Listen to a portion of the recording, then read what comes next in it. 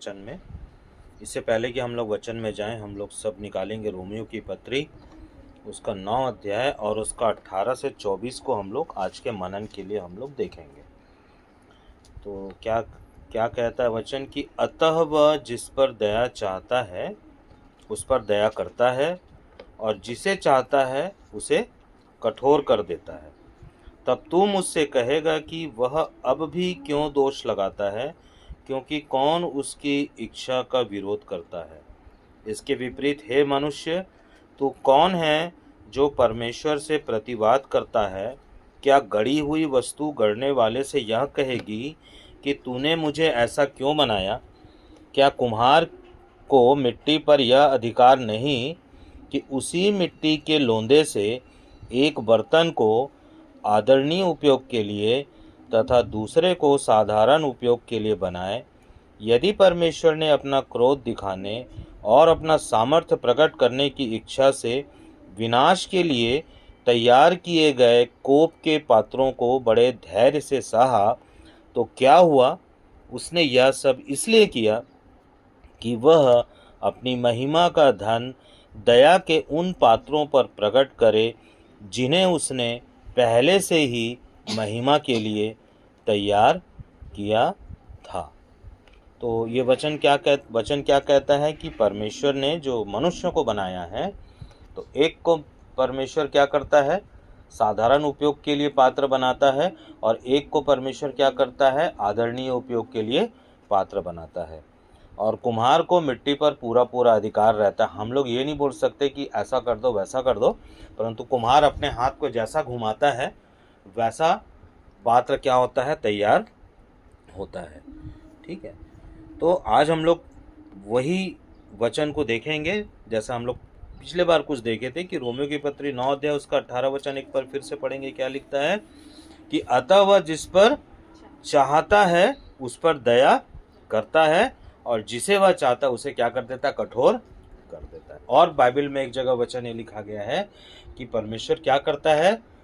परमेश्वर लोगों को अनाज्ञाकारिता में क्या कर देता है? डाल देता है, ताकि उस पर क्या हो? परमेश्वर का अनुग्रह प्रकट हो। ठीक है, बाइबल एक जगह पे ऐसा भी कहती है। तो हम लोग देखेंगे कि क्या वास्तव में आज्ञाएं हमारे जीवन में काम करती है। ठीक है, तो परमेश्वर ने मूसा को जो आज्ञाएं दी उसे इजरायलियों को सिखाने के लिए दिया था। और हम लोग पिछले बार जैसा देखे थे निर्गमन 24 अध्याय और उसका 12 वचन एक बार निकाल लेंगे। निर्गमन 24 अध्याय और उसके 12 वचन को देखेंगे और हम लोग पढ़ेंगे कि तब यहोवा ने मूसा से कहा, पहाड़ पर मेरे पास चढ़ आ और वहीं रह, और मैं तुझे पत्थर की पटियाएं और अपनी लिखी हुई व्यवस्था और आज्ञा दूंगा कि तू उनको सिखाए। तो परमेश्वर ने निकालो उसको, वचन को निकालो और पढ़ो वचन को। तब यहोवा ने मूसा से कहा, पहाड़ पर मेरे पास चढ़ आ और वहीं रह, और मैं तुझे पत्थर की पटियाएं और अपनी लिखी हुई व्यवस्था और आज्ञा दूंगा कि तू उनको सिखाए। तो मूसा को परमेश्वर ने पहाड़ पर बुलाया और परमेश्वर ने क्या दिया? 10 आज्ञा उसको पटिया पर लिख करके दिया। एक पत्थर पे 4 आज्ञा थी जो परमेश्वर के प्रति आज्ञाओं को मानने के लिए दिया गया था, और एक पत्थर पर एक पत्थर के टुकड़े पर क्या था? 6 आज्ञा थी जिसको मनुष्यों के प्रति आज्ञा को दिया गया था, है ना। तो जब मूसा उतरता है तो दोनों पत्थर को हाथ में ऐसा लेकर के उतरता है। ठीक है, और हम लोग निकालेंगे निर्गमन 19 का 4। तो ये तो हम लोग निर्गमन 24 पढ़ रहे थे, लेकिन इसके पहले अध्याय में परमेश्वर ने इजरायलियों को मिस्र से निकाला। पिछले बार हम लोग देखे थे कि परमेश्वर ने मूसा से बात किया। क्या बात किया?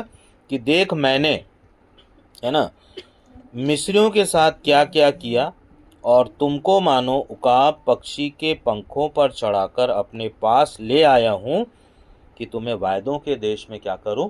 पहुंचाऊं। नहीं, पढ़ो। तुमने देखा है कि मैंने मिस्रियों से क्या क्या किया। तुमको मानो उकाब पक्षी के पंखों पर चढ़ाकर अपने पास ले आया हूँ। इसलिए अब यदि तुम निश्चय मेरी मानोगे और मेरी वाचा का पालन करोगे, तो सब लोगों में से तुम ही मेरा निज धन ठहरोगे। तो परमेश्वर के हम निज धन कब ठहर सकते हैं? कि जब उसकी दी गई आज्ञा हमारे जीवन में काम करती है, जब उसकी दी गई आज्ञा हमारे हृदय में पवित्र आत्मा के माध्यम से क्या कर दिया जाता है, लिख दिया जाता है ना। तो परमेश्वर इजरायलियों से ये अपेक्षा कर रहे थे कि वो क्या करे, आज्ञा को माने, है ना। और 10 आज्ञा किसको दिया गया था? मूसा को दिया गया था। यही परमेश्वर का कानून है, और इसमें से परमेश्वर ने कभी भी कोई कानून को हटाया नहीं है ना। जैसे हमारे भारत के संविधान में क्या होता है कि कई बार कानून को, जो कानून पुराने हो जाते हैं उन कानूनों को हटा दिया जाता है और नए कानून को ला दिया जाता है। तो संसार और संसार के जो देश होते हैं वे अपने कानूनों को हटाते रहते हैं और कानूनों को क्या करते रहते हैं, बदलते रहते हैं। लेकिन जो परमेश्वर का जो कानून है, जो 10 आज्ञा परमेश्वर ने मूसा को दिया, वही 10 आज्ञा के आधार पर हर मनुष्य का क्या होगा, न्याय होगा। और परमेश्वर ने उसमें से किसी भी आज्ञा को ना तो पुराने नियम में आगे बढ़ते समय और ना तो नए नियम में उस आज्ञा को हटाया है। सारी की सारी आज्ञाएं स्थिर हैं और इन्हीं 10 आज्ञाओं के द्वारा क्या होगा, हमारा क्या होगा, न्याय होगा, है ना। तो परमेश्वर ने क्या किया, जो मिस्र के जो सेना थी, जो इजरायलियों के प्राणों के पीछे पड़े थे, है ना। और एक समय ऐसा आ गया कि वो लोग लाल समुद्र के सामने आ गए। अब उनके सामने आगे जाने का कोई रास्ता नहीं दिख रहा था, और उनको मिस्रियों से भी डर लग रहा था, आगे भी खतरा था और पीछे भी क्या था, खतरा था। लेकिन परमेश्वर ने लाल समुद्र में से रास्ता दिया, उन लोग सब के सब इजरायली निकल गए और सारी सेना को समुद्र में जैसे ही बीच में आई, परमेश्वर ने पानी को क्या कर दिया, बराबर कर दिया। और तब तक पानी जो है रास्ता बना करके खड़ा था, और दोनों तरफ मानो दीवार की तरफ पानी क्या हो गया था, खड़ा था। ठीक है। तो और वहां पे इजरायलियों को कैसे निकाला, जैसे कि उकाब पक्षी, है ना। जैसे हम लोग पिछले बार चर्चा किए थे कि इतना आसान नहीं था कि इजरायली वहां से निकल जाए। तो उसके कठोर मन को तोड़ने के लिए परमेश्वर ने कई सारे संकटों को भेजा, और जब तक उसका पहलौठा पुत्र ना मर गया तब तक उसने इजरायलियों को जाने की आज्ञा नहीं दी। और अंत में वो इजरायलियों को जाने की आज्ञा देता है, लेकिन जब इजरायली निकल जाते हैं तब पीछे से सेना को भेजता है, और परमेश्वर उस सेना को भी क्या करता है, नाश करता है। ठीक है। और आगे हम लोग देखेंगे, फिर से एक बार 19 का 5 पढ़ेंगे।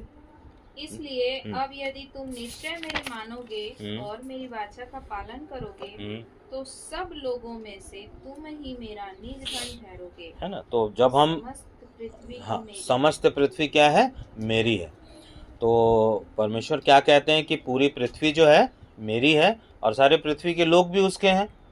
तो जब सारे लोग हैं तो परमेश्वर यही अपेक्षा करते हैं कि हम क्या करें, आज्ञाओं को माने। तो देखो, वाचा जो है वो 2 प्रकार की है ना, एक पुरानी वाचा है और एक क्या है, नई वाचा है ना। तो जो पुरानी वाचा थी वो किस पर लिखी गई थी, पत्थर की पटियाओं पर लिखी गई थी। और जो मनुष्य, चाहे वो इजरायली हो या कोई भी अन्य जाति हो, इस आज्ञाओं को जब वो बाहर से देखता था और सोचता था कि मैं उसको अपने अंदर लेकर के आऊँगा, तो आज्ञा जो था वो उसको पालन वो नहीं कर सकता था, है ना। कोई भी मनुष्य आज भी किसी के सामने यदि आज्ञा रख दी जाए तो आज भी वो आज्ञा का पालन नहीं कर पाएगा, क्योंकि आज्ञा कहाँ पर है, बाहर है ना। और इसलिए वो कोई भी पालन नहीं कर सकता कि जो शरीर की जो दशा है, हमारे जो शरीर की जो दशा है, शरीर की दशा क्या है, मृत्यु की दशा है। और मृत्यु की दशा में हम आज्ञाओं का पालन नहीं कर सकते, हम उसको मान ही नहीं सकते आज्ञाओं को, है ना। और यही जो दशा है, जो शरीर की जो दशा होती है, जो पाप की जो दशा होती है, वो हमको हमेशा आज्ञा पालन करने से रोकता है ना। पौलुस क्या कहता है कि जब आज्ञा आई तो पाप ने अवसर पाकर मुझे क्या कर दिया, बहका दिया, है ना। जब तक आज्ञा नहीं थी तब तक सब ठीक था, लेकिन जैसे ही आज्ञा आया, पाप ने क्या किया, अवसर पाया, और अवसर पा करके अदन की वाटिका से शुरुआत हुआ, हव्वा को बहकाया शैतान ने, और बहुत सारा पाप इस जगत में आ गया, है ना। तो उसने आज्ञा नहीं माना था, तो आज्ञा ना मानने के कारण पाप जो है वो प्रबल होना शुरू हो गया। निकालेंगे 2 कुरिन्थियों 2 अध्याय का 9 वचन, कि पौलुस जो है इस बात को वहाँ पे क्या कहता है। पौलुस जो है, ये पुरानी वाचा है, उसको मृत्यु की वाचा कहता है। ऐसा नहीं है कि व्यवस्था अच्छी नहीं थी, व्यवस्था अच्छी थी, परंतु मनुष्य कमजोर था। मनुष्य जो है वो आज्ञाओं का पालन नहीं कर पाया, क्योंकि वो खुद से शारीरिक रूप से वो क्या था, मरा हुआ था, शरीर उसका कमजोर था, और इसलिए उसने आज्ञा का पालन नहीं किया। पढ़ो। क्योंकि मैंने इसलिए भी लिखा था कि तुम्हें परख लूं कि तुम मेरी सब बातों के मानने के लिए तैयार हो कि नहीं। है ना। तो पौलुस भी उनको कहता है, और पौलुस जो इसे मृत्यु की वाचा कहता है, क्योंकि यह वाचा क्या थी, दंडात्मक थी। है ना। दूसरा कुरिन्थियों उसका 9 अध्याय 2 अध्याय उसका 9 वचन। है ना।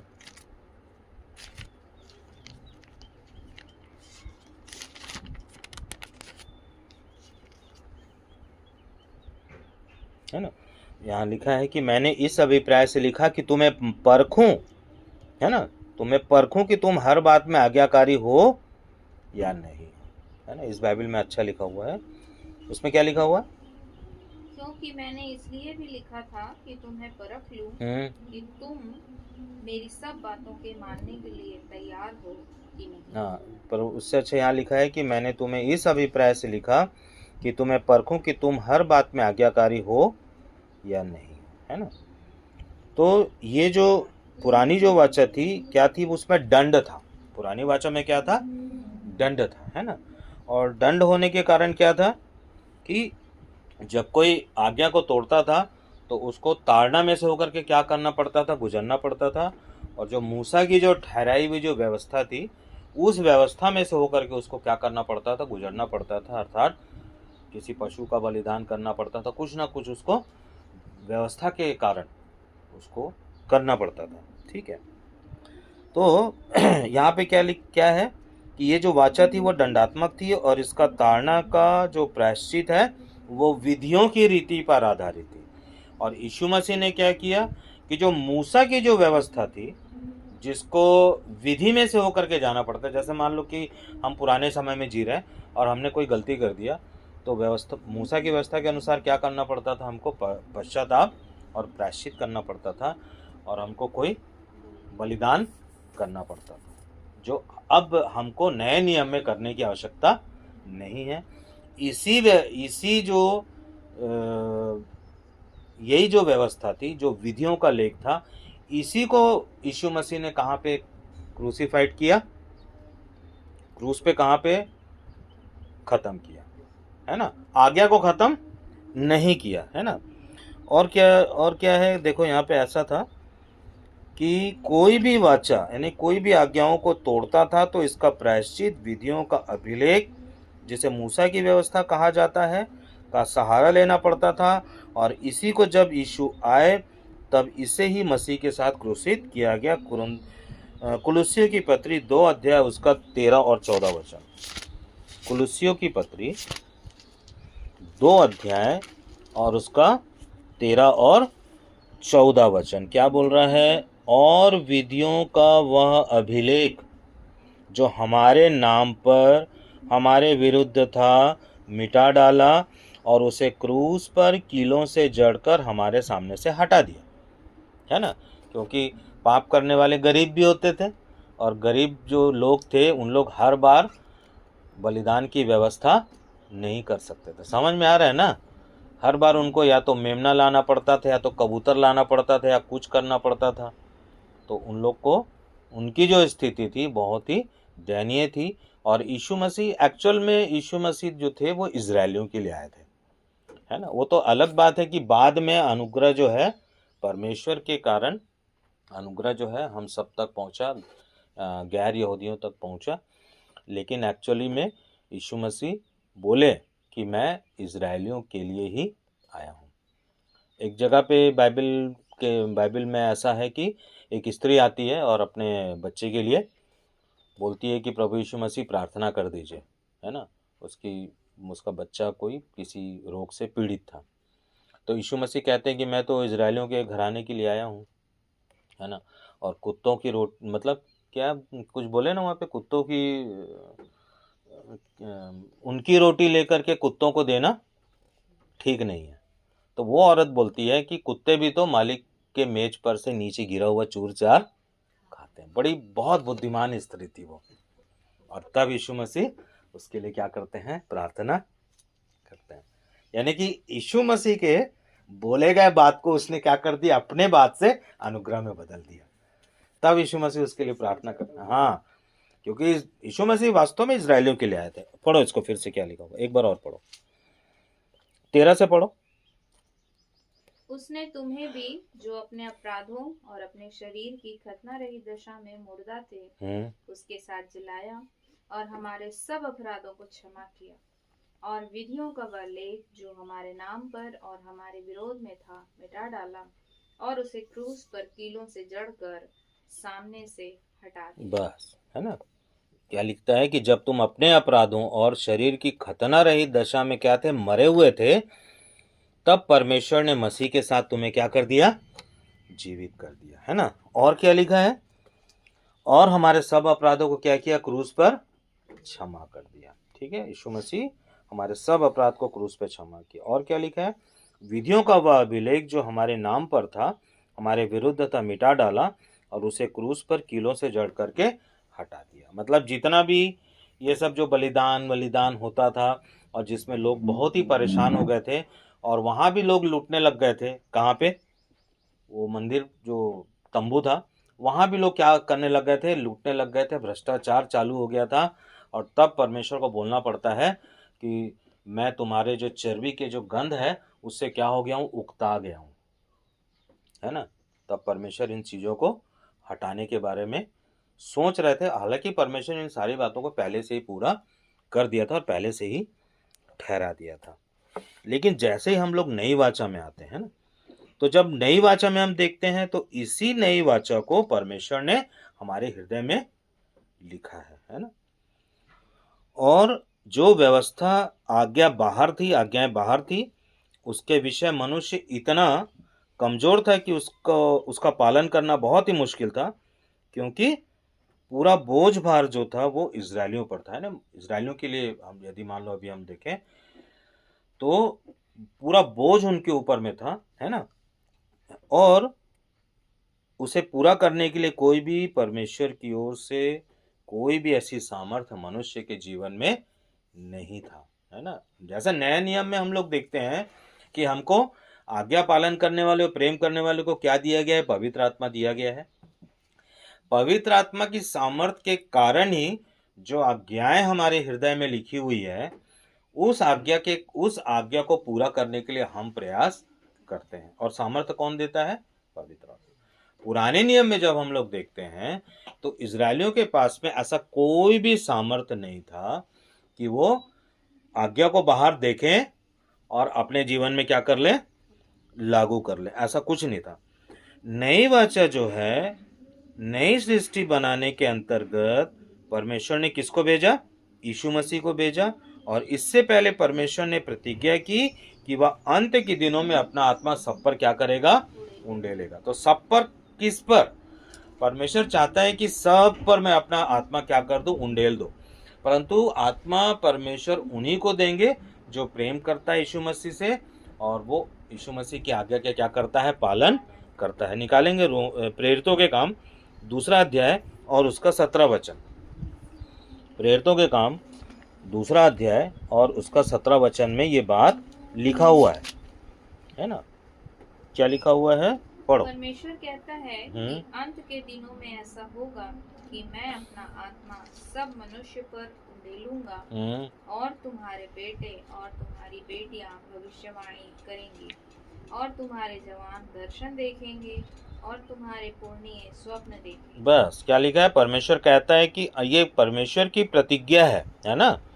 पुराने नियम में परमेश्वर ने पहले से ही प्रतिज्ञा किया हुआ है कि जब नई वाचा के अंतर्गत जब यीशु मसीह का आगमन होगा, अंत वहीं से शुरू होगा, है ना? अंत की शुरुआत वहीं से हो चुकी है यीशु मसीह के आगमन के समय से ही।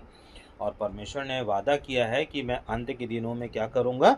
अपना आत्मा सब लोगों पर क्या करूंगा? उंडेलूंगा, और तुम्हारे पुत्र और तुम्हारी पुत्रियां नबूवत करेंगी, और तुम्हारे जवान क्या करेंगे? दर्शन देखेंगे, और तुम्हारे वृद्धजन क्या देखेंगे? स्वप्न देखेंगे। तो ये सब पर का मतलब वही है कि जो विश्वास करता है, जो परमेश्वर को ढूंढता है, जो परमेश्वर की आज्ञाओं को मतलब मानता है और उस पर चलने की कोशिश करता है ना। परमेश्वर का ये वाला वचन प्रेरितों का काम 2 अध्याय उसका 17 वचन में जो पुराने समय में ही परमेश्वर ने कह दिया था, उसका अर्थ ऐसे है। तो सब पर उंडेलेगा तो फिर सभी पर उंडेला जाता ना, सब के सब नबूवत करने लगते। तो सब के सब क्यों नबूवत नहीं कर रहे? इसलिए नहीं नबूवत कर पा रहे हैं क्योंकि उनके अंतर्गत पवित्र आत्मा नहीं है। और पवित्र आत्मा इसलिए नहीं है क्योंकि वो ना तो यीशु मसीह से प्रेम करते हैं और ना ही उनकी आज्ञा का क्या करते हैं, पालन करते हैं। ठीक है, तो ये अंत के समय का क्या है कि वे मतलब क्या करेंगे? ये नबूवत के बारे में लिखा हुआ है ना, भविष्यवाणी के बारे में लिखा हुआ है। तो क्या भविष्यवाणी करेंगे? वे आज्ञाओं का प्रचार करेंगे, आज्ञाओं का प्रचार करेंगे। और दूसरा क्या करेंगे? आज्ञाओं के विरुद्ध जाने वाले को क्या करेंगे? चेतावनी देंगे। यही नबूवत है ना। नबूवत ये नहीं है कि कल जो है ऐसा होगा कि तुम्हारे पास में 1 करोड़ रुपये आ जाएगा। ये नबूवत नहीं, ये सब झूठे भविष्यवक्ता लोग हैं। जो सच्चे भविष्यवक्ता हैं, जिसको परमेश्वर ने खुद अपनी ओर से ठहराया है, वो क्या करेंगे? परमेश्वर की आज्ञाओं का सुसमाचार का प्रचार करेंगे और आज्ञा नहीं मानने वाले को क्या देंगे? चेतावनी देंगे। चलिए आगे देखेंगे। तो 2 कोरिन्थियों 3 अध्याय और उसका 7 वचन में आएंगे, 7 और 9 वचन को देखेंगे। यहाँ पे पौलुस जो है ये कहता है कि व्यवस्था जो परमेश्वर की ओर से दी गई थी वो कोई खराब नहीं थी, है ना। 2 कोरिन्थियों 3 अध्याय और उसका 7 वचन क्या लिखा है? यदि मृत्यु की वह वाचा जिसके अक्षर पत्थरों पर खोदे गए थे यहाँ तक तेजोमय हुई कि मूसा के मुंह पर के तेज के कारण जो घटता भी जाता था, इजरायली उसके मुंह पर दृष्टि नहीं कर सकते। बस, है ना। तो जो पत्थर पे लिखी हुई जो वाचा थी, आज्ञाएं थी, वो इतना ज्यादा तेजस्वी था। तेजस्वी समझते हो ना, महिमा में, कि जब मूसा दोनों आज्ञाओं को लेकर के, पत्थर को लेकर के ऐसे उतर रहा था तो उसका पूरा चेहरा से किरण निकल रहा था, बाइबल बताती है ना। उसके चेहरे से क्या निकल रहा था? इतना तेज निकल रहा था कि उसको सूर्य के समान तेज था। मूसा का जो चेहरा था वो सूर्य के समान चमक रहा था और उसको इजरायली नहीं देख पा रहे थे, है ना। तब मूसा को क्या करना पड़ता है? कपड़ा डालना पड़ता है। मूसा को अपने चेहरे पे क्या करना पड़ता है? कपड़ा डालना पड़ता है। तो उसके कारण तब जाके इजरायली उसको क्या कर सकते। अब कपड़ा डालने के बाद भी तो निकल रहा होगा ना, लेकिन कुछ कम हो गया। तो क्या बोल रहा है यहाँ पे? वचन पढ़ो फिर से, कि यदि मृत्यु की वह वाचा जिसके अक्षर पत्थरों के पटलों पर अंकित हैं इतने तेजस्वी रूप में आई कि इजराइल के संतान भी मूसा के चेहरे के तेज को जो घटता जा रहा था एकजुट होकर के देख नहीं सके। समझ में आ रहा है? ये जो 10 आज्ञा लेकर के जो मूसा उतर रहा था पर्वत पर से, तो उसके चेहरे से इतना तेज निकल रहा था, इतना लाइट निकल रहा था कि उसको इजरायली उसको देख नहीं पा रहे थे, है ना। क्योंकि वो सूर्य के जैसा उसका चेहरा क्या हो रहा था? चमक रहा था, है ना। मूसा जो था एक मनुष्य था, लेकिन उसका चेहरा कैसा चमक रहा था? सूर्य की तरह चमक रहा था। तो पौलुस के कहने का मतलब ये है कि जो मृत्यु की जो वाचा थी, है ना, जो पटिया पर अंकित थी, वो इतना तेजस्वी है, वो इतना तेजस्वी। तो आगे पढ़ो। तो आत्मा की वाचा और भी तेजोमय क्यों ना होगी? तो फिर आत्मा की वाचा और अधिक तेजस्वी क्यों ना होगी? तो जो पवित्र आत्मा, परमेश्वर ने पवित्र आत्मा को जो दिया है, उसके देने का केवल एक ही उद्देश्य है कि जब पवित्र आत्मा किसी के जीवन में यीशु मसीह को प्रेम करने और यीशु मसीह के आज्ञाओं को, उनके वचनों को मानने के कारण किसी के जीवन में आता है, तो जब वो आता है तो वो आज्ञा को हमारे हृदय के पटल पर क्या करता है? लिख देता है। परमेश्वर के प्रति 4 आज्ञाएं और मनुष्यों के प्रति 4 आज्ञाएं, दोनों को लिखता है। ठीक है। समझ में आ रहा है कि नहीं आ रहा है? तो 9 पढ़ेंगे, उसी का 9। क्योंकि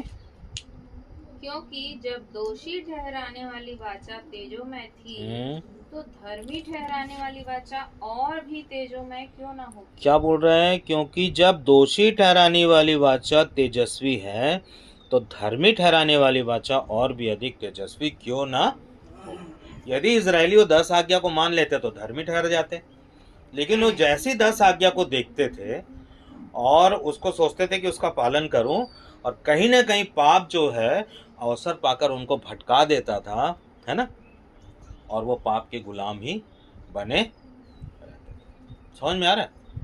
लेकिन परमेश्वर ने जो नई वाचा में जो व्यवस्था की है, नई सृष्टि बनाने के लिए, मनुष्य को नई सृष्टि बनाने के अंतर्गत जो परमेश्वर ने व्यवस्था की है, कि वो है कि जब हम यीशु मसीह की आज्ञाओं को मानते हैं, जब हम उसके वचनों पर चलते हैं, तो यीशु मसीह का जो एक प्रतिज्ञा है वो हमारे जीवन में आता है कि जो मुझसे प्रेम करता है और जो मेरी आज्ञाओं को मानता है, उस पर चलता है, तो क्या होगा कि उसे पवित्र आत्मा दिया जाएगा। ठीक है?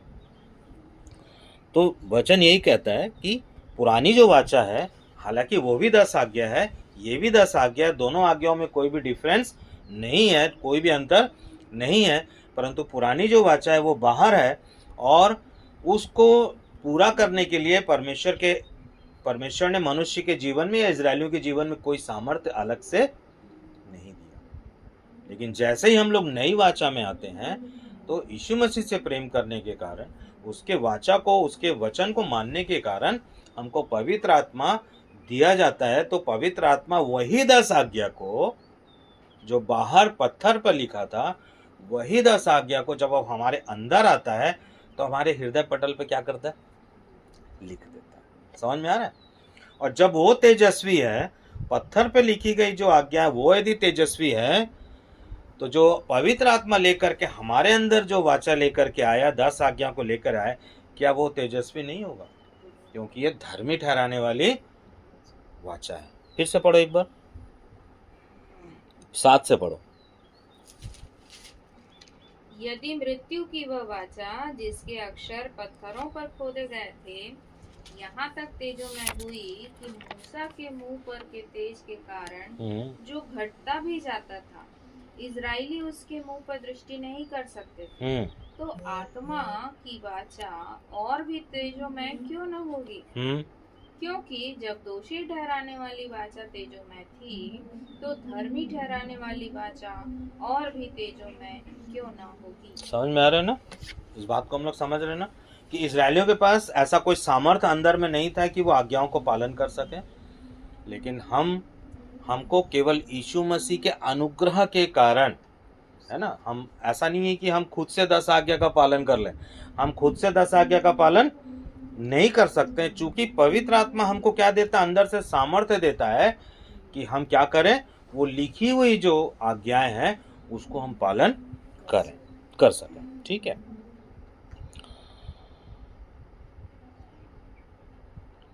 दूसरा कुरिन्थियों 3 अध्याय और उसका 2 वचन पढ़ो। ये बहुत ही महत्वपूर्ण वचन है, यही दूसरा कुरिन्थियों का 3 अध्याय का 2 वचन, 3 अध्याय का 2 वचन क्या बोलता है? पढ़ो। हमारी पत्री तुम ही हो जो हमारे हृदयों पर लिखी हुई है और उसे सब मनुष्य पहचानते और पढ़ते हैं। क्या बोल रहा है? कि हमारा पत्र तो तुम ही हो जो हमारे हृदय में लिखा गया है और जिसे सब लोग जानते तथा पढ़ते। आगे भी पढ़ो। यह प्रकट है कि तुम मसीह की पत्री हो, जिसको हमने सेवकों के समान लिखा, और जो स्याही से नहीं परंतु जीवते परमेश्वर की आत्मा से, पत्थर की पट्टियों पर नहीं परंतु हृदय की मांस रूपी पट्टियों पर लिखी गई है कि नहीं? यही बात कहना चाह रहा है ना परमेश्वर हमसे, पवित्र आत्मा यही बात हमको समझाना चाह रहा है कि जो व्यवस्था बाहर थी उसका पालन हम नहीं कर सकते थे, क्योंकि हमारे जीवन में सामर्थ्य को पाने का कोई भी तरीका नहीं था।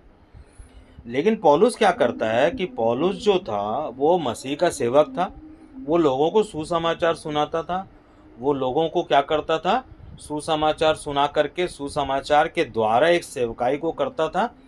और जितने लोग उस आज्ञा को मानते थे उनको कह रहा है कि किसकी पत्री हो, हमारा पत्र तो तुम ही हो, हमारा पत्री है ना।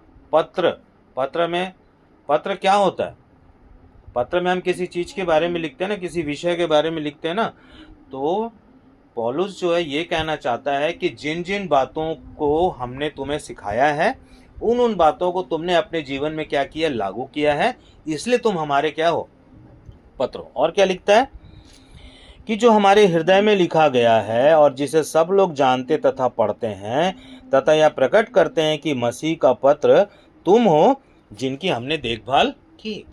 तो संसार में जो सच्चे मसीह के सेवक हैं उनको किस बात की देखभाल करना है कि जैसा मसीह एक सजीव पत्र था, पौलुस एक सजीव पत्री था, और जिस प्रकार से उसके चेले जो थे और मसीह के जो चेले थे वो मसीह के जैसा हो चुके थे, है ना, आज्ञाओं के विषय में पूरी तरीके से मसीह के जैसा हो चुके थे। और जब वो अपने हृदय से उनकी तुलना करता है ना, कि उसके हृदय में 10 आज्ञा जो है पवित्र आत्मा ने लिखा है, और जब वो सामने देखता है कि अरे उसके हृदय में भी तो 10 आज्ञा लिख दिया गया है, इसलिए बोलता है, क्या बोलता है वो, कि हमारा पत्र तो तुम ही हो, हमारा पत्र तो तुम ही हो। क्यों? क्योंकि हमारे हृदय में लिखा गया है और जिसे सब लोग जानते तथा पढ़ते हैं। यानी कि सामने वाला भी क्या कर रहा है, पौलुस के हृदय को समझ रहा है, पौलुस भी उनके हृदय को क्या कर रहा है, समझ रहा है। यानी कि आत्मा को क्या कर रहा है, एक जैसी आत्मा।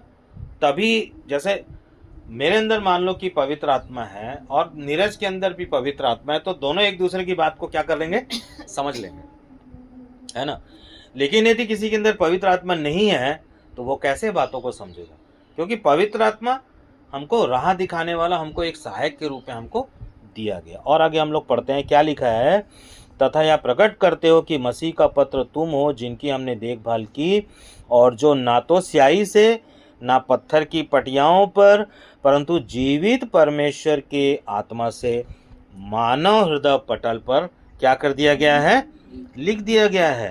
और है ना, पवित्र आत्मा आज्ञाओं को हमारे हृदय में क्या करता है, लिखता है। ठीक है। रोमों की पत्री उसका 8 अध्याय उसका 33 में आओ, क्योंकि वहां पे एक बात लिखा है कि परमेश्वर के चुने हुओं पर कौन दोष लगाएगा। रोमियो की पत्री 8 अध्याय उसका 33 वचन को पढ़ो।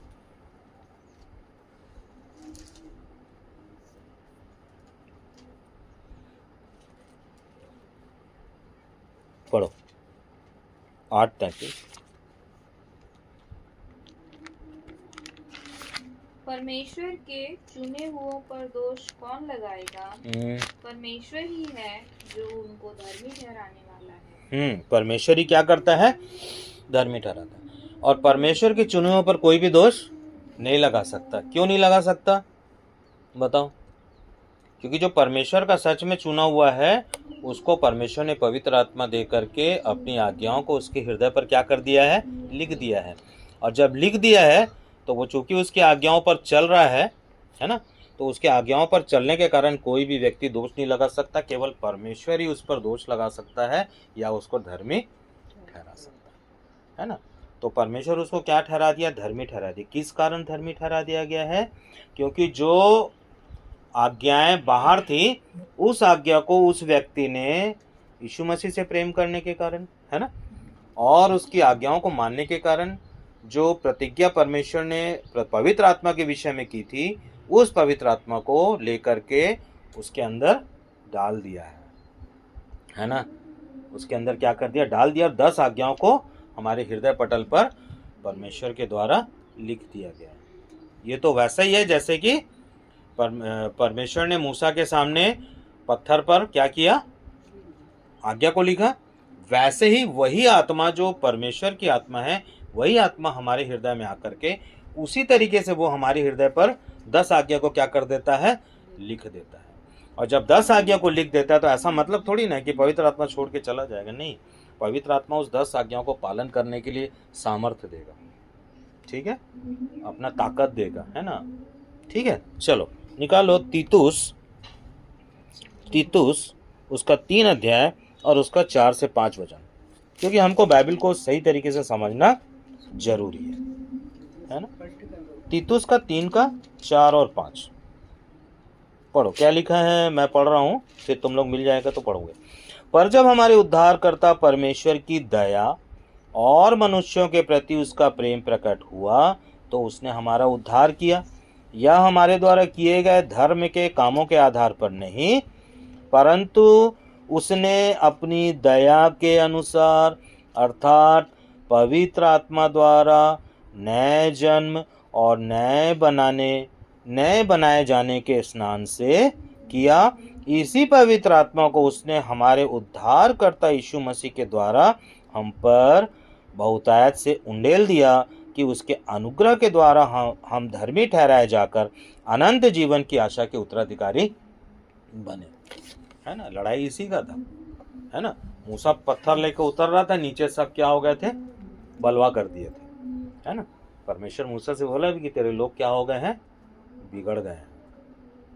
और जब नीचे आके देखता है तो देखे कि ये सब बिगड़े पड़े हुए, तब उतना गुस्सा हो जाता है कि वो दोनों आज्ञाओं को क्या करता है, पत्थर को फेंक देता है। और जो उन लोग बैल बनाए थे उसको चूर चूर करके पानी में मिला के, उनको इतना गुस्सा होता है कि वो इजरायलियों को बरबस क्या कर देता है, पिलाने लग जाता है। और 3000 लोग उस दिन क्या होते हैं, मारे जाते हैं, है ना। कि एक आज्ञा के चक्कर में 3000 लोग मारे गए। तो परमेश्वर नहीं चाहता कि कोई आगे मरे, इसलिए परमेश्वर ने यीशु मसीह को भेजा, ताकि वो हमारे पापों को अपने ऊपर ले ले और हमको क्या प्रदान करे, क्षमा प्रदान करे। ये किससे होता है, केवल परमेश्वर के अनुग्रह के कारण ही ऐसा संभव हो पाया। और दूसरे स्टेप पे पहले हम लोग क्या करते हैं, विश्वास करते हैं, परमेश्वर से प्रेम करते, यीशु मसीह से प्रेम करते हैं, फिर उसकी आज्ञाओं को मानते हैं, उसके वचन पर चलते हैं, है ना। तो परमेश्वर ये भी देखता है कि यदि मैं उसको पवित्र आत्मा नहीं दूंगा तो ये कहीं ना कहीं क्या हो जाएगा, पाप में फंस जाएगा। और चूंकि उसकी चाहत भी रहती है कि प्रभु मैं तेरी आज्ञाओं में चलो, मुझे सामर्थ्य दे, तो अपने मांगने वालों को परमेश्वर क्या करता है, पवित्र आत्मा। यही नए जन्म का स्नान है, यही जो है वो नए जन्म का स्नान है। फिर से पढ़ो, चलो पढ़ो तुम 4 और 5 6 पढ़ो।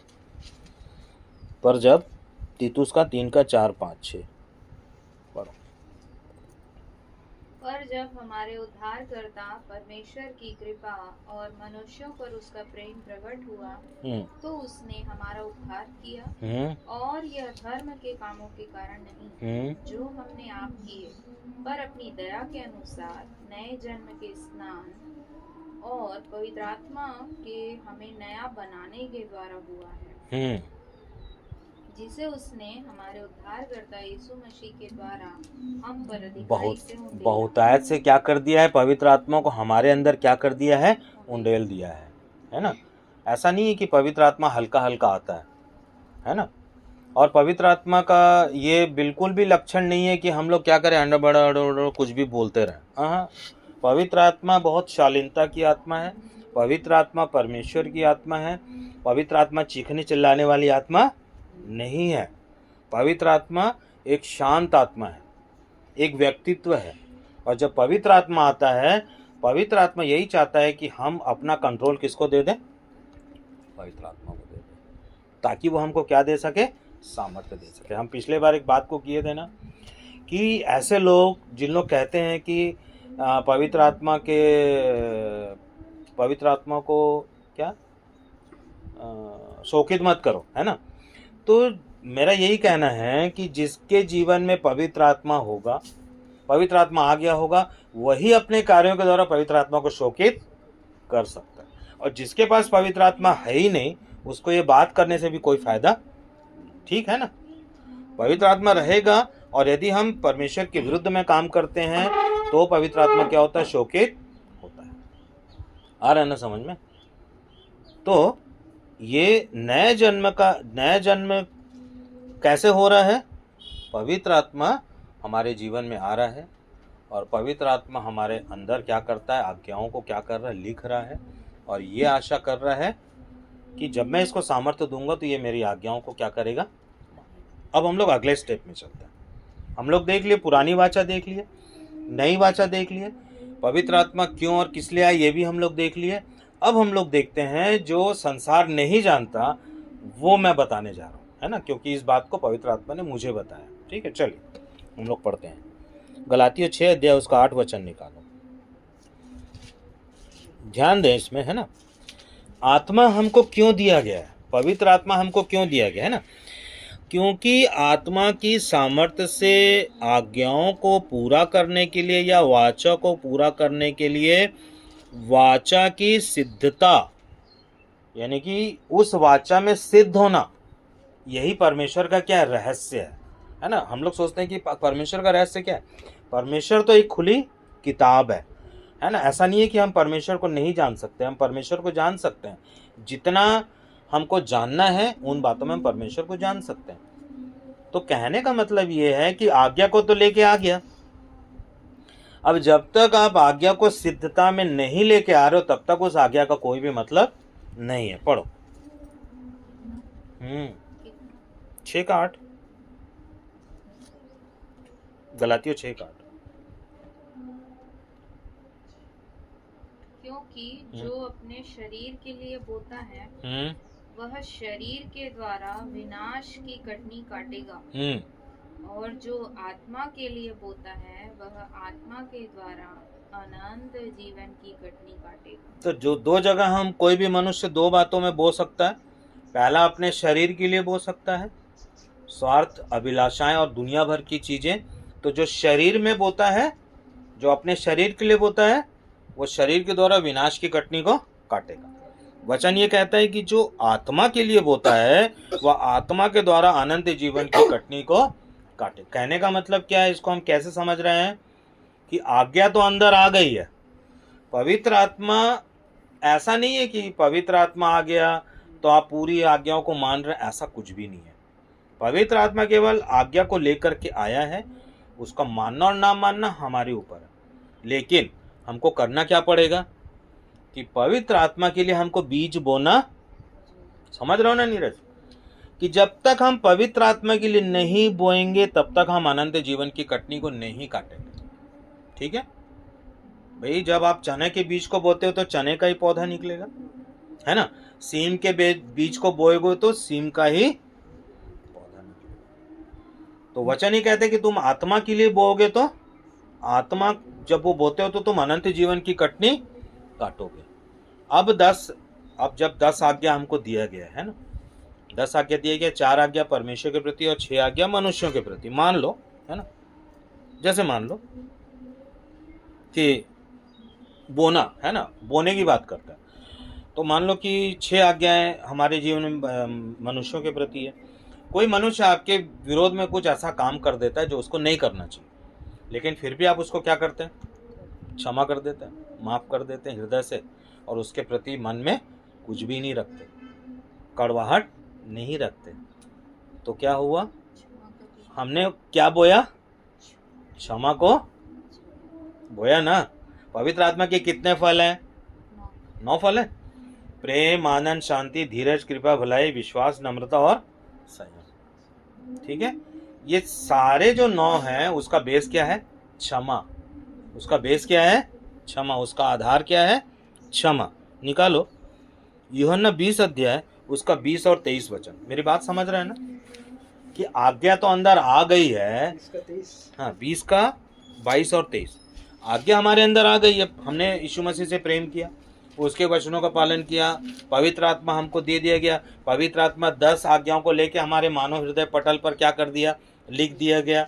जो ना तो स्याही से ना तो पत्थर के पटियाओं पर लिखा गया, परंतु हमारे मांस के हृदय पर क्या कर दिया गया, उकेर दिया गया, लिख दिया गया।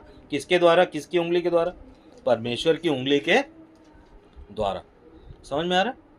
लेकिन जब तक इस आज्ञा में हम सिद्धता को नहीं प्राप्त करेंगे तब तक हम अनंत जीवन की कटनी को नहीं काट सकते। ये मतलब ये बातों को हमको समझ लेना चाहिए कि पवित्र आत्मा हमको केवल सामर्थ्य देगा, हमको सिद्धता में बढ़ना है। सिद्धता में बढ़ने के लिए हमको आत्मा में बोना पड़ेगा, ना तो शरीर में बोना पड़ेगा। यदि शरीर में बोएंगे तो हम क्या करेंगे, उसके प्रति दाह रखेंगे, जलन रखेंगे, कड़वाहट रखेंगे, उसको नुकसान पहुंचाने की बात को सोचेंगे। लेकिन यदि हम जब क्षमा कर दे तो हम कहाँ पे बोल रहे हैं? आत्मा में। उसको क्षमा नहीं कर रहे हैं तो किस में बोल रहे हैं? तो शरीर में बोल रहे हैं तो विनाश की कटनी, और आत्मा में बोल रहे हैं तो अनंत जीवन की कटनी काटने का प्रतिज्ञा परमेश्वर ने हमको पहले से ही दे के रखा। पढ़ो क्या लिखा है। यह कहकर उसने उन पर फूंका। हाँ, और उनसे कहा, पवित्र आत्मा लो। यीशु मसीह ने अपने चेलों पर क्या किया? फूंका और बोला पवित्र आत्मा लो। और आगे पढ़ो। जिनके पाप तुम क्षमा करो वे उनके लिए क्षमा किए गए। जिनके पाप तुम क्षमा कर दो वो उनके लिए क्या कर दिए गए? क्षमा कर दिए गए। और जिनके तुम रखो वे रखे गए। और जिनके तुम रख लो तो वो रखा गया। तो हमारे जीवन में भी बहुत अधिकार दिया हुआ है। यदि हम चाहते हैं कि कोई व्यक्ति को हम पूरा पूरा क्षमा कर दें तो हम क्या करेंगे? उसके पूरा का पूरा उसको क्या कर देंगे? क्षमा कर देंगे, और उसके पाप को अपने जीवन में रखेंगे नहीं, मन में रखेंगे नहीं। तो जब हम उसको पूरा का पूरा क्षमा करते हैं, पूरा का पूरा माफ करते हैं, तो हम कहाँ पे बोते हैं? आत्मा में बोते हैं। तो जैसे ही हम आत्मा में बोते हैं तो पवित्र आत्मा का 9 फल हमारे जीवन में क्या करता है? उभर उभर के आता है। प्रेम, समझ रहे हो ना? जैसे ही हमने किसी को क्षमा किया, पूरे के पूरे फल जो है हमारे जीवन में आ गए। क्या क्या है? प्रेम, आनंद, शांति, धीरज, कृपा, भलाई, विश्वास, नम्रता और संयम। तो ये 9 फल हमारे जीवन में क्या हो जाते हैं? आत्मिक शरीर में हमारे जीवन में दिखने लग जाते हैं। और उसको देखता कौन है? परमेश्वर। कोई मनुष्य को दिखे नहीं दिखे अलग मैटर है ना? क्योंकि हमारा और उसका जो संबंध है, हमारी बातों को वही जान सकता है ना? लिखा है ना? चलो, तो हमको क्या करना है? हमको बोलना है। चलो, कहने का मतलब है कि जब हम झूठ नहीं बोलते हैं तो हम आत्मा के लिए बोलते हैं। समझ में आ रहा है? झूठ बोल देंगे, जेब में पैसा है 500 रुपया, कोई मांगा 100 रुपया, तो बोल दिए पैसा नहीं। सही बात है ना? अरे चलो 100 रुपये दे ही देते तो 400 तो बचता तुम्हारे पास में है। बचता कि नहीं बचता बताओ? तो जब कोई झूठ नहीं बोलता है तो किस में बोलता है? वो आत्मा में बोलता है। सुनते रहो। जब कोई किसी को धोखा नहीं देता, चोरी नहीं करता, व्यभिचार नहीं करता, बुराई नहीं करता, तब वो किस में बोलता? किसके लिए बोलता है?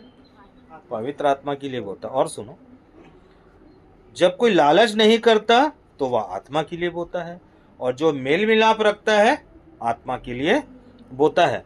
जो स्वार्थ में अभिलाषा से दूर रहता है वह उसमें नहीं जीता है, तो वह किसके लिए बोलता है? पवित्र आत्मा के लिए बोलता है।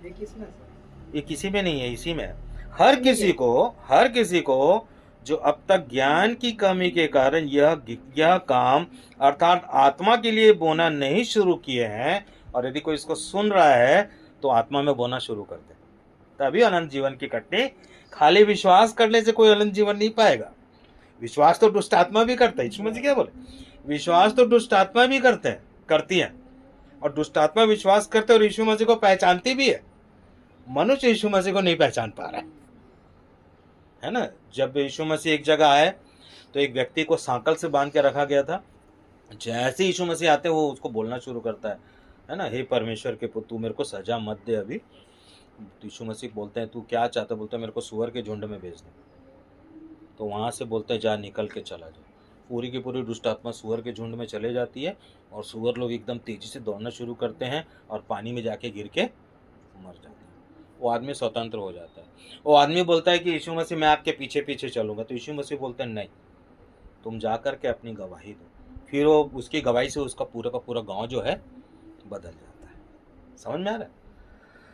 कहने का मतलब है कि पवित्र आत्मा में जब तक कोई नहीं बोएगा तब तक अनंत जीवन की कटनी नहीं काटेगा, और जो संपूर्ण आज्ञाओं पर चलता है उसे पूरा करता है, वह पूरी तरह पवित्र आत्मा के लिए बोता है। बोते समय संघर्ष होगा, है ना?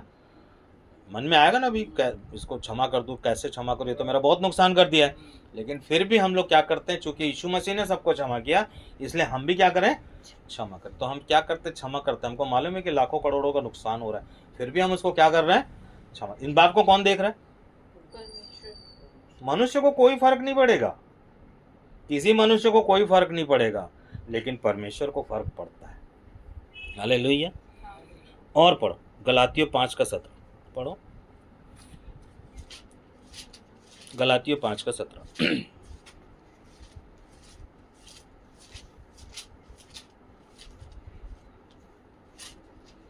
मैं पढ़ रहा हूँ, क्योंकि शरीर आत्मा के विरोध में और आत्मा शरीर के विरोध में लालसा करता है। मिला? पढ़ो। क्योंकि शरीर आत्मा के विरोध में और आत्मा शरीर के विरोध में लालसा करता है। मतलब जैसे जब आप आज्ञा पालन की आवश्यकताओं को समझते हैं तभी आप इसको पूरा कर सकते हैं। जो आज्ञा पालन, जो कानून परमेश्वर ने दिया है, उस कानून की महत्व को जो समझेगा, है ना, वही उसको पालन करने की दिशा में आगे बढ़ सकता है ना। आज्ञाओं को तो हृदय पटल पर लिख दिया जाता है, लेकिन उसकी सिद्धता के लिए आवश्यक है कि जब भी आप बोते हैं तो पवित्र आत्मा के लिए बो। 5:16 क्या कहता है? पढ़ो गलातियों 5:16। पर मैं कहता हूँ आत्मा के अनुसार चलो। पौलुस बोलता है लोगों को कि पवित्र आत्मा के चलाए चलो। तुमको पवित्र आत्मा के अनुसार क्या करना पड़ेगा? चलना पड़ेगा, है ना। और पवित्र आत्मा हमको किस मार्ग पर चलाना चाहता है? आज्ञाकारिता के मार्ग पर चलाना चाहता है। और आज्ञा को पूरा करने के लिए हमको एक अच्छा, नम्र हृदय, दीनता, खोजी, पश्चातापी मन की भूमि पर पवित्र आत्मा के लिए क्या करना पड़ेगा? बोना पड़ेगा। मत्ती 5 में यीशु मसीह बोले ना कि धन्य है वे जो नम्र और दीन है, जो परमेश्वर को ढूंढते हैं, जो सताए जाते हैं। ये उसका बेस है। ये सब होने के बावजूद भी जब इंसान क्षमा करता है तो किसके लिए बोता है? और इंसान आज क्षमा ही नहीं कर पाता। इंसान जो है क्षमा ही नहीं कर पाता। एक चर्च के अंदर, एक कलीसिया के अंदर इतने झगड़ा और इतने गाली गलौज होते हैं कि आप देख लोगे ना तो आप बोलोगे भैया ये सब धर्म वरम बेकार है। तो हम लोग बहुत धन्य है कि हमको जो है परमेश्वर ने उनसे अलग कर दिया। भले ही हम छोटे झुंड हैं, और परमेश्वर यीशु मसीह कहते कि हे छोटे झुंड तुम मत, हमको डरने की आवश्यकता नहीं है। और पढ़ो कुलुस्सियों 3 उसका 1 मैं बस अंतिम में जा रहा हूँ, 8 मिनट और। कुलुस्सियों 3 उसका 1। अतः जब तुम मसीह के साथ जिलाए गए तो स्वर्गीय वस्तुओं की खोज में रखो। हाँ, क्या बोल रहा है पौलुस कि यदि तुम मसीह के साथ जीवित किए गए हो तो उन वस्तुओं की खोज में लगे रहो जो स्वर्ग में है। 5:22 क्या कहता है? गलातियों 5:22 वापस जाओ। और स्वर्गीय वस्तु क्या है? पवित्र आत्मा के 9 फल।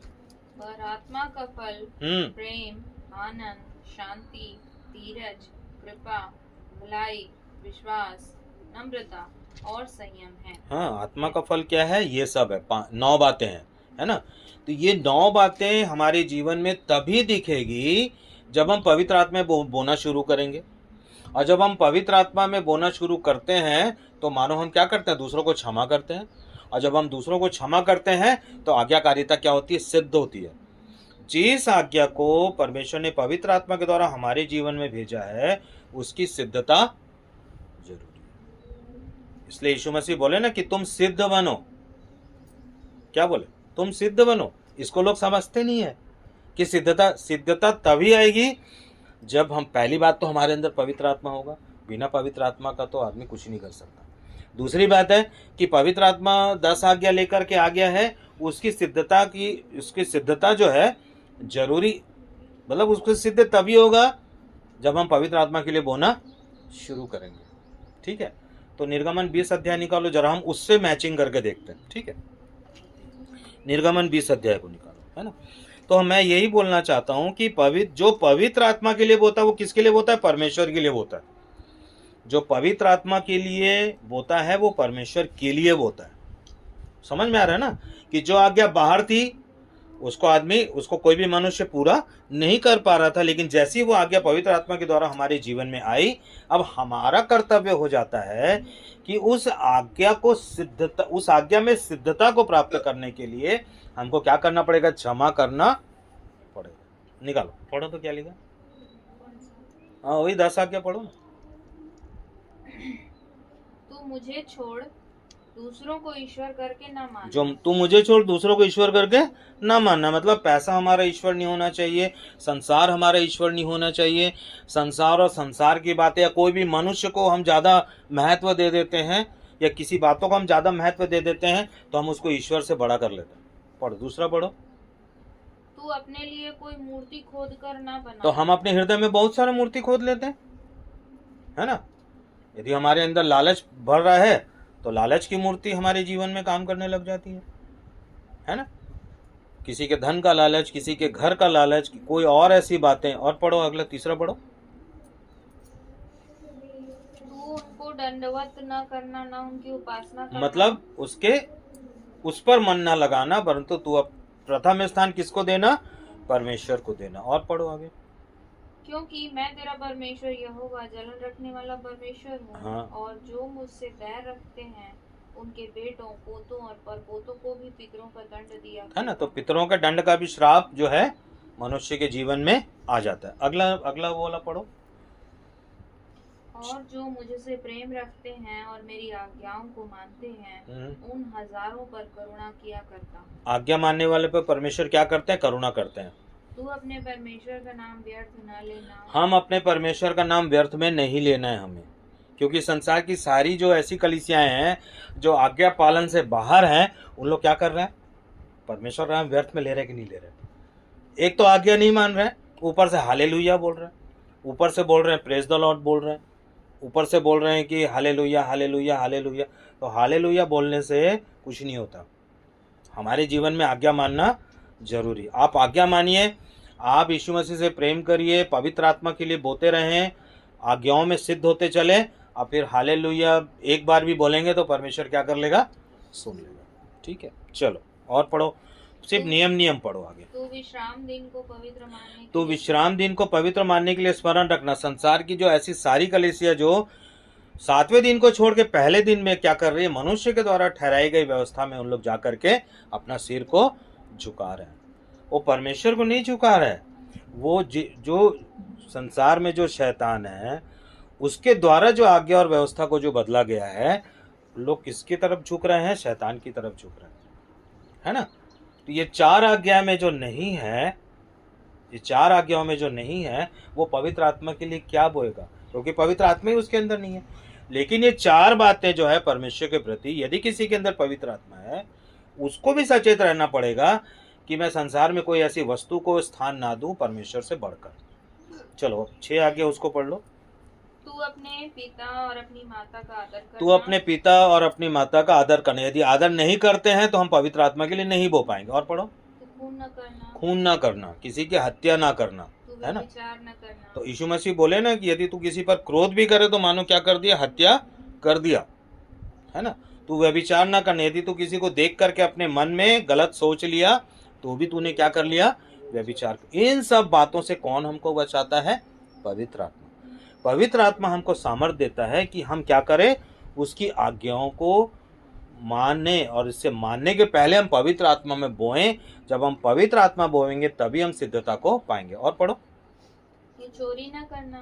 तू किसी के विरुद्ध झूठी साक्षी न देना। ना चोरी करना, ना झूठी गवाही देना, और तू किसी के घर का लालच ना करना। तो मन में भी यदि हम लोग कर लेंगे, मन में भी यदि सोच लेंगे मैं उसके खिलाफ में झूठी गवाही दूंगा, तो भी हम पाप करते हैं। लेकिन इन सब बातों से बचाने के लिए पवित्र आत्मा की सामर्थ्य हमको सामर्थ्य देती है कि हम आत्मा में बोना शुरू करें। ठीक है, और एक वचन निकाल लो। तो इसको हम लोग ऐसे समझते हैं ना। मैं अब बस थोड़ी देर में समाप्त करूंगा। 6:33 निकालो। मत्ती 6:33। मत्ती 6:33 क्या लिखा हुआ है? मैं 2 बातों को बोल के ही मैं समाप्त करूंगा।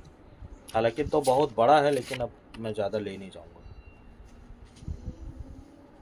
इसलिए पहले तुम परमेश्वर के राज्य और उसके धर्म की खोज। बहुत ध्यान से सुनना कि इसलिए पहले तुम परमेश्वर के राज्य और उसकी धार्मिकता की खोज करो। तो देखो, राज्य क्या है? राज्य की खोज क्या करना है?